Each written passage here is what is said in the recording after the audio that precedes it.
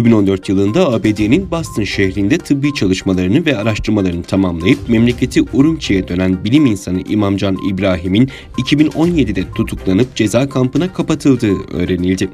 Uygur bilim insanı İmamcan, yurt dışındaki arkadaşlarının yardımıyla ayarladığı eğitim fırsatını değerlendirmek amacıyla hazırlıklarına başlamışken durduk yere Çin polisleri tarafından pasaportuna el konulup tutuklandığı ve ceza kampına kapatıldığı ortaya çıktı.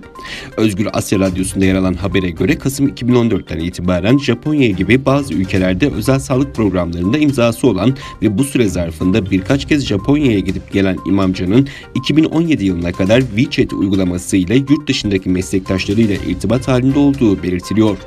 2017'den itibaren 3 milyondan fazla Uygur Türk'ü Çin Komünist Hükümeti tarafından keyfi suçlamalarla tutuklandı. Bunların arasında Uygur bilim adamları, akademisyenler, sanatçılar, iş adamları ve çeşitli alanlarda tanınan ünlü insanlar da var.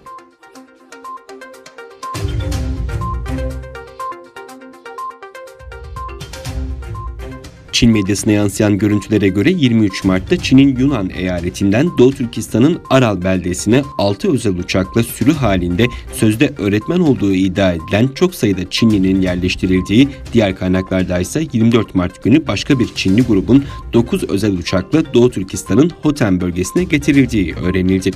Çinlileri karşılamak için özel tören düzenleyen Çinli yetkililer onlar için hazırlanan ücretsiz evlerin anahtarlarını teslim ederken görüntülendi.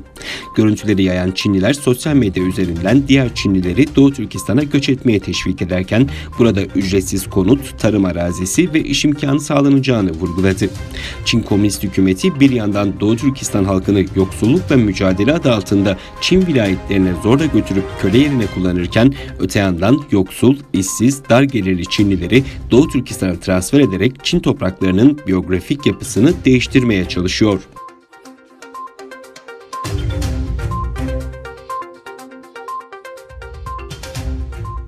Çin'de koronavirüs salgını nedeniyle uygulanan karantina ve sokağa çıkma yasağının ardından Mart ayında boşanma oranlarında artış olduğu bildirildi.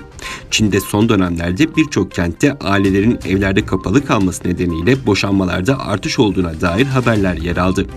Bloomberg'te yer alan haberde aile içi şiddet olaylarında da artış olduğu belirtiliyor. Çin'in orta bölgesinde yer alan Xi'an ve Sichuan eyaletlerinde Mart ayında rekor düzeyde boşanma davaları açıldığı ve mahkemelerde listelerin uzadığı ifade ediliyor.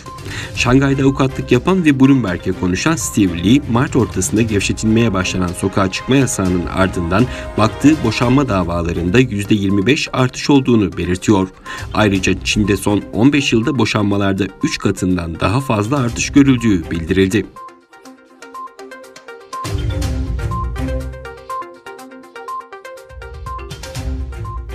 Çinliler yetkililer tarafından gerçek rakamların saklandığını düşünüyor. İngiliz Daily Mail gazetesinde Çin için dünyayı şoka sokacak bir rapor yayınlandı. Daily Mail'in haberine göre Çin'in koronavirüs salgını nedeniyle hayatını kaybedenlerin sayısının gizlendiği iddia edildi. Çin'de asıl ölüm oranının 40 binden fazla olduğunu dile getiren Daily Mail, her gün 500 aileye hayatını kaybeden bireyleri için sadece küllerinin gönderildiğini duyurdu. Çin bir süre önce koronavirüs nedeniyle hayatını kaybeden kişilerin cansız bedenlerinin gömülmesini yasaklayarak yakılacağını duyurmuştu. Wuhan koronavirüs krematoryumları 7 gün 24 saat çalışıyor. İddialara göre her gün 500 aileye ölen kişilerin külleri gönderiliyor. Çinli bazı sosyal medya kullanıcıları ise Wuhan'daki 7 cenaze evinin her gün toplamda 3500 cenazeyi teslim aldığını iddia ediyor. Çin bir süre önce New York Times, Wall Street Journal ve Washington Post için çalışan gazetecilerin çalışma izinlerini iptal etmişti. Gazetecilerin Wuhan'daki korkunç rakamları dünyaya yayma endişesinin atılan bu adımda payı olduğu düşünülüyor.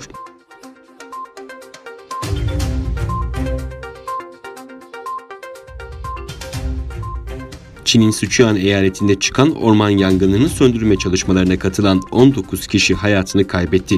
Xinhua Ajansı'nın haberine göre Sichuan kenti bilgi bürosundan yapılan açıklamada dün yerel saatte 16 civarında bir çiftlikte çıkan yangının şiddetli rüzgarın etkisiyle kısa sürede yakındaki dağlık bölgeye sıçradığı belirtildi. Açıklamada yangın söndürme çalışmalarına katılan ekibin rüzgarın ani yön değiştirmesi üzerine ormanlık alandaki yangında mahsur kaldığı ifade edildi.